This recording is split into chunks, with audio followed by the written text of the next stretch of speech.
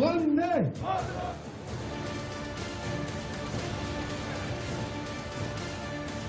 लद्दाख का तो ये पूरा हिस्सा ये भारत का मस्तक।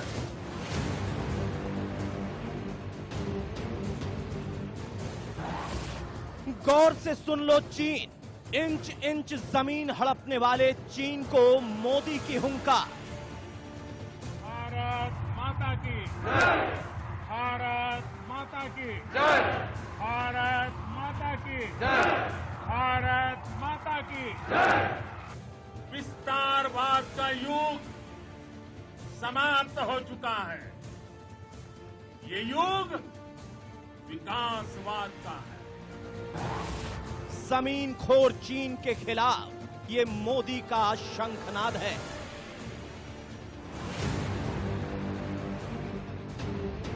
पूरे विश्व ने विस्तारवाद के खिलाफ मन बना लिया है।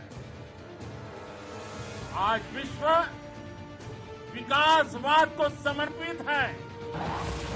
गर्व और शौर्य से भरा ये मोदी का पराक्रम है।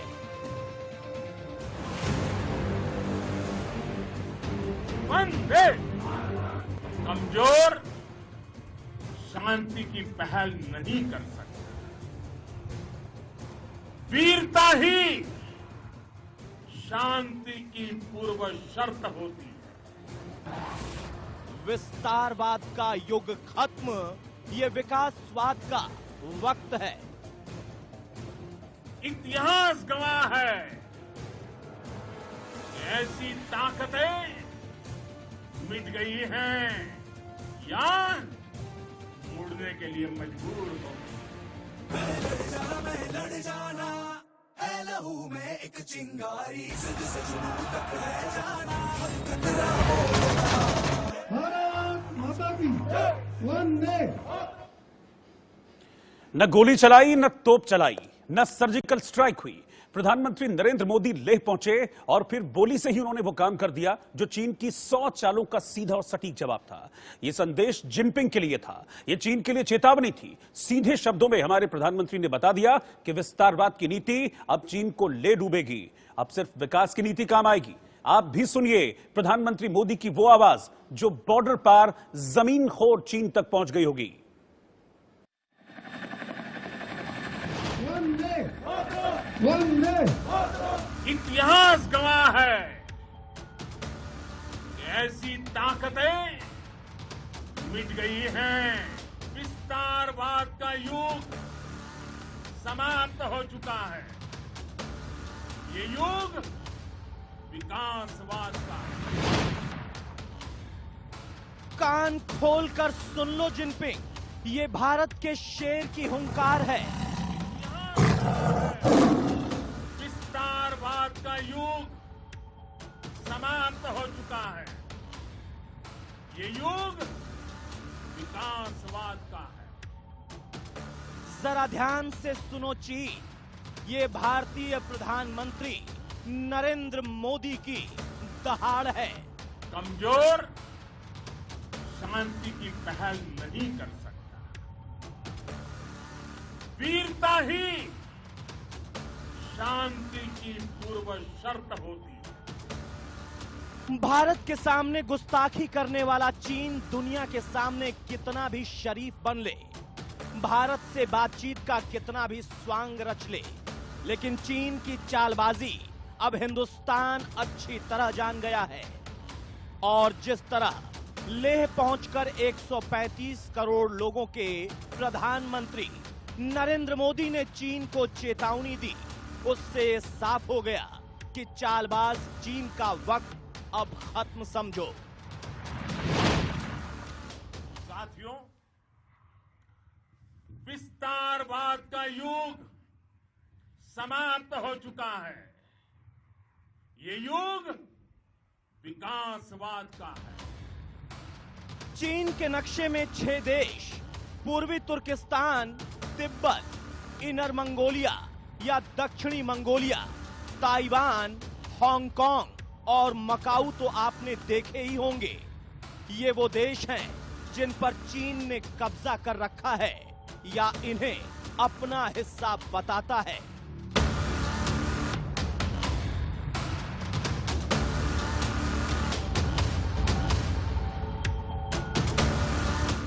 जो बाकी देशों के साथ किया, वहीं चीन अब भारत के खिलाफ भी करना चाहता है। लेकिन हमारे प्रधानमंत्री ने सीधे और साफ लफ्जों में जिनपिंग को यह बता दिया कि ये हिंदुस्तान है, जिसकी तरफ आंख उठाने की गलती करना पूरे चीन पर भारी पड़ सकता है। लद्दाख का तो ये पूरा हिस्सा ये भारत का मस्तक है।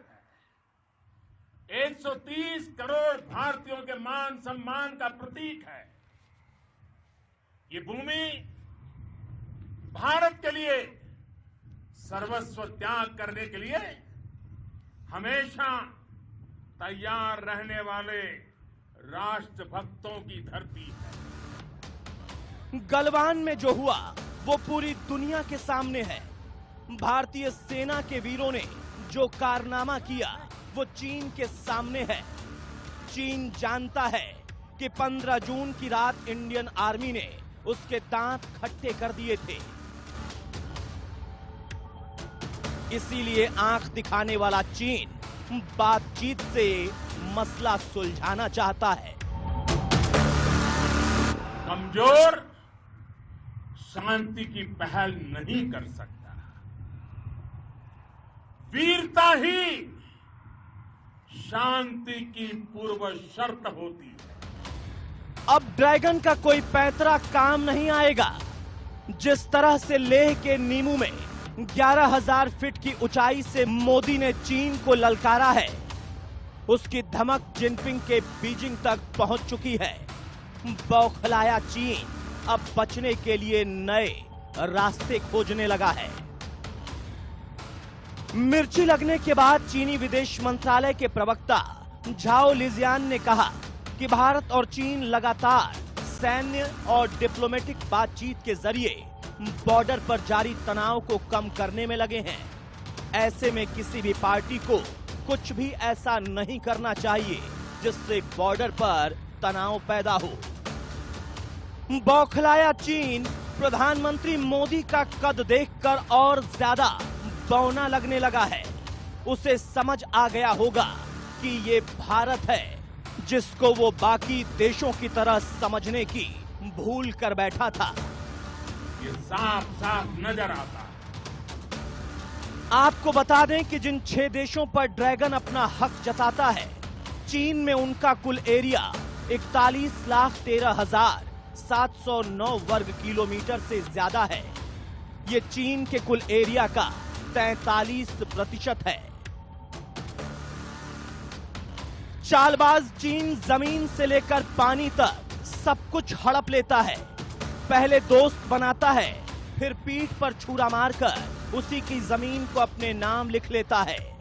लेकिन अब प्रधानमंत्री नरेंद्र मोदी ने बुलंद आवाज में यह बता दिया है कि चीन की अब ये रणनीति काम नहीं करेगी।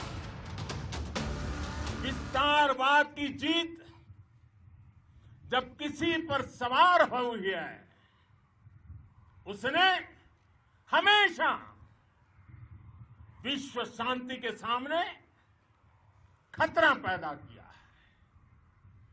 और साथियों, ये न भूले, इतिहास गवाह है कि ऐसी ताकतें मिट गई हैं या मुड़ने के लिए मजबूर हो गई।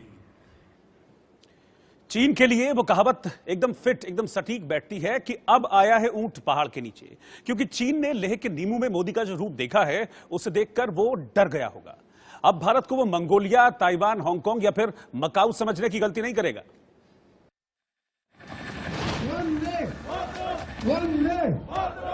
वीरता ही शांति की पूर्व शर्त होती है।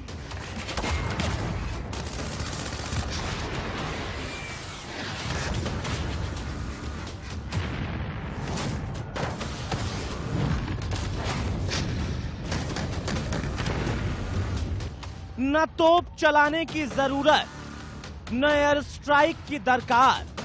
ना गोली चली, ना धमाका हुआ। प्रधानमंत्री मोदी ने सिर्फ बोली से चीन का इलाज कर दिया।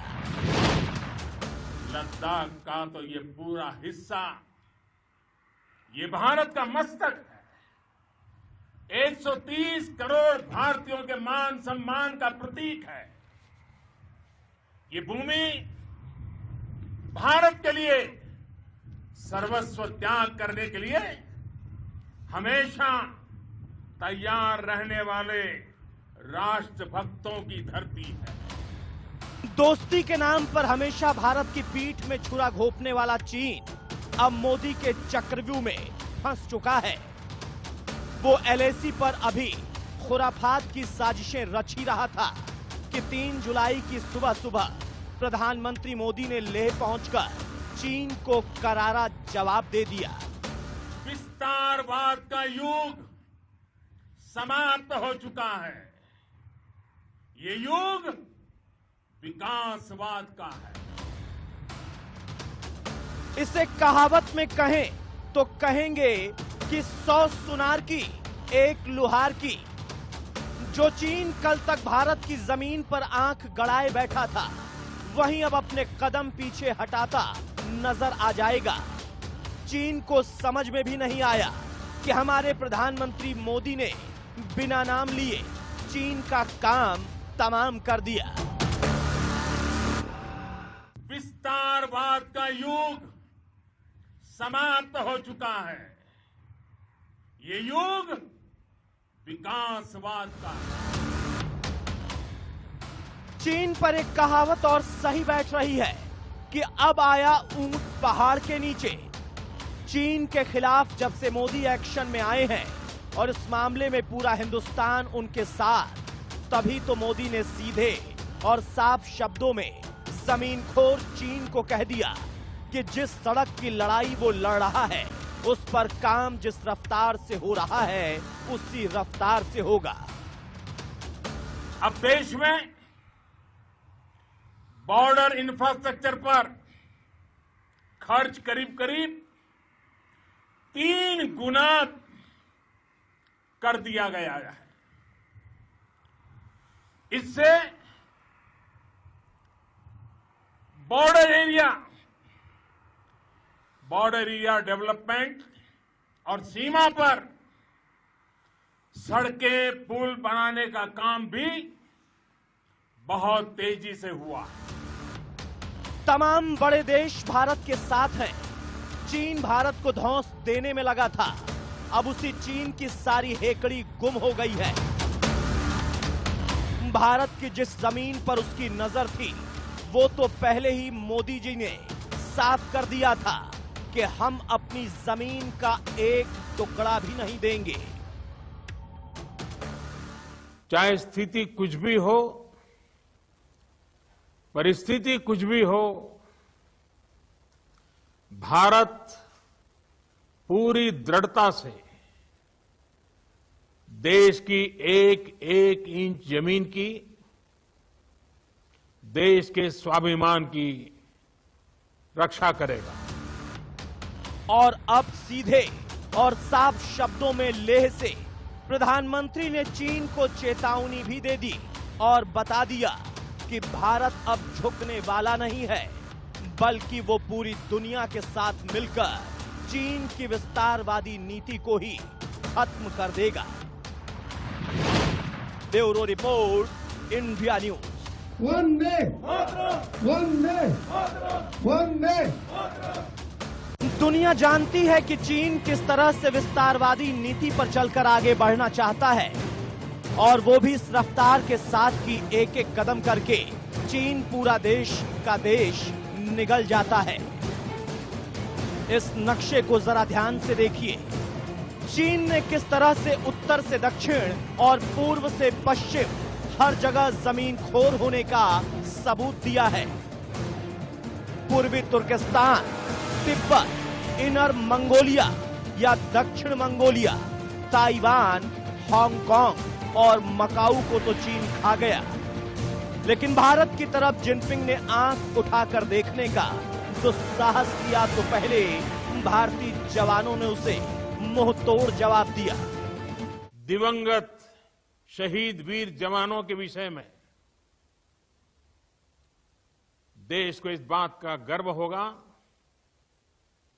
कि वे मारते मारते मरे हैं।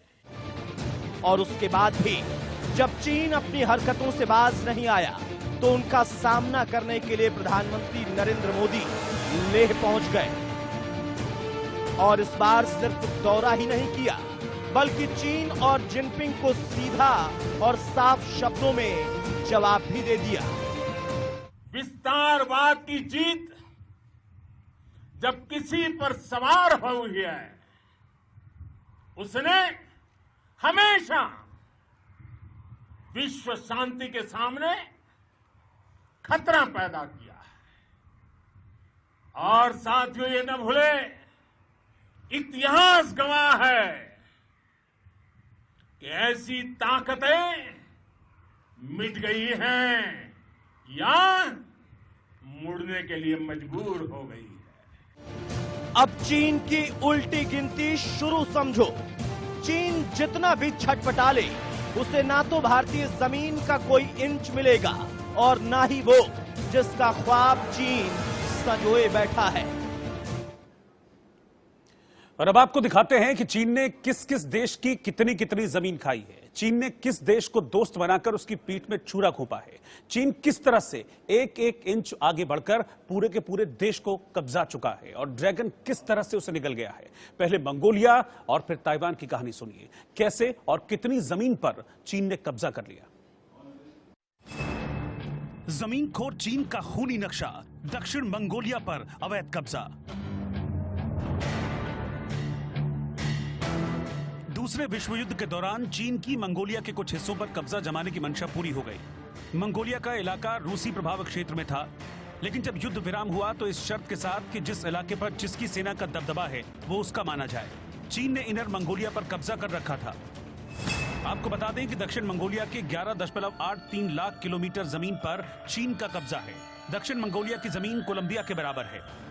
1947 में चीन ने मंगोलिया को स्वायत्त प्रांत घोषित कर दिया। मंगोलिया की बात करें तो लुटेरे चंगेज खान का जिक्र करना भी जरूरी है। 1206 में चंगेज खान ने मंगोलिया साम्राज्य की स्थापना की थी, लेकिन इस लुटेरे को क्या पता था कि उससे बड़ा जमीन का लुटेरा कोई और निकलेगा। जमीन खोर चीन का खूनी नक्शा, ताइवान पर अवैध कब्जा।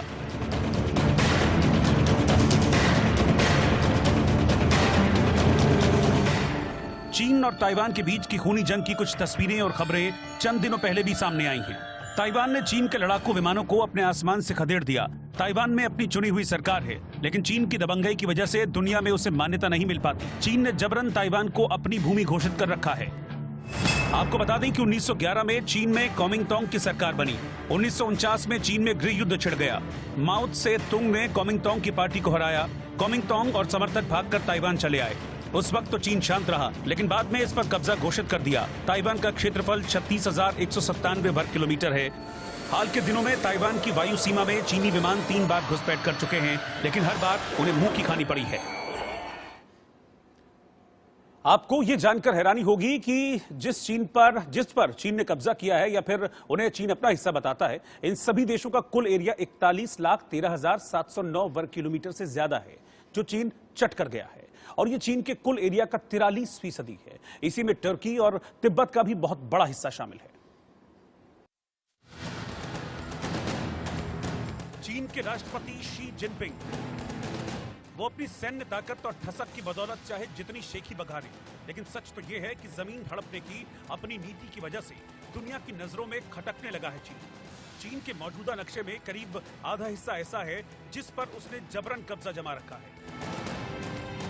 आपको बता दें, चीन का कुल क्षेत्रफल 97,06,961 वर्ग किलोमीटर है। 6 देशों की 41.13 लाख वर्ग किलोमीटर जमीन पर चीन का कब्जा है। चीन की कुल जमीन का 43% हिस्सा अवैध कब्जे वाला है।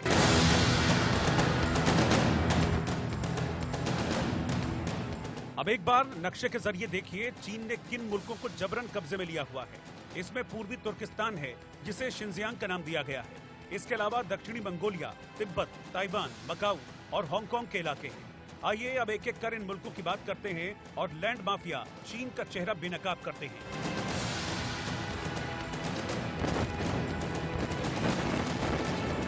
जमीनखोर चीन का खूनी नक्शा, पूर्वी तुर्किस्तान पर कब्जा। पूर्वी तुर्किस्तान को चीन ने शिनजियांग नाम दिया। रेगिस्तान और शुष्क शिनजियांग की आबादी बेहद कम है। उइगर मुसलमानों के विरोध प्रदर्शन की जो तस्वीरें चीन की फजीहत का सबब बनती हैं, वो इसी शिनजियांग में बसते हैं। आपको बता दें कि चीन ने पूर्वी तुर्किस्तान पर 1949 में कब्जा किया था। पूर्वी तुर्किस्तान की 16.60 लाख वर्ग किलोमीटर जमीन पर अवैध कब्जा है। यहाँ की कुल आबादी में 45% उइगर मुसलमान हैं, जबकि 40% हान चीनी हैं। चीन ने शिनजियांग को भी स्वायत्त क्षेत्र घोषित किया हुआ है। अक्साई चीन का जो हिस्सा चीन ने भारत का दबा रखा है, वो भी इसी शिनजियांग में आता है। शिनजियांग प्रांत में चीन से अलग होने के लिए लंबे वक्त से संघर्ष चल रहा है। जमीनखोर चीन का खूनी नक्शा, तिब्बत पर अवैध कब्जा। वांगहो और मैगोंग जैसी बड़ी नदियों के उद्गम वाला तिब्बत जितना खूबसूरत है, वहां के बाशिंदों की मुसीबतें उतनी ही ज्यादा हैं। तिब्बत एक ऐसा प्रांत है जहां शांति के दूत बुद्ध को मानने वाली बड़ी आबादी रहती है। लेकिन विडंबना यह है कि इस शांति भूमि पर भी लैंड माफिया चीन ने खूनी साजिशें रची, हथियारों के बल पर कब्जा जमा लिया। 13वें दलाई लामा ने 1912 में तिब्बत को स्वतंत्र घोषित कर दिया था। करीब 40 साल बाद 14वें दलाई लामा के चयन के समय चीन ने अटैक किया। 23 मई 1950 को चीन के साथ जंग में तिब्बत की हार हुई। 12.28 लाख वर्ग किलोमीटर क्षेत्रफल वाले तिब्बत को चीन ने अपने नक्शे में शामिल कर लिया। तिब्बत की 78% आबादी बौद्ध धर्म को मानती है। तिब्बत के आम लोगों ने चीन के खिलाफ विद्रोह कर दिया। ये लड़ाई जब ज्यादा बढ़ी तो 1959 में तिब्बती धर्मगुरु दलाई लामा को अपना मुल्क छोड़ना पड़ा। भारत ने दलाई लामा और उनके समर्थकों को शरण दी, जिससे चीन चिढ़ गया। 1962 में भारत चीन के बीच युद्ध की एक वजह दलाई लामा को शरण देना भी रहा।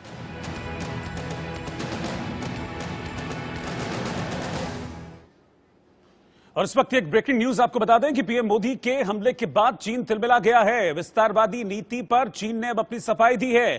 चीन को विस्तारवादी कहना निराधार है, ये चीनी दूतावास की तरफ से कहा गया है। 12 पड़ोसियों के साथ हमने सीमा तय की है। चीन अब सफाई दे रहा है अपनी, और अब ये भी कह रहा है कि शांतिपूर्ण बातचीत के बाद इस विवाद को सुलझाया जाए।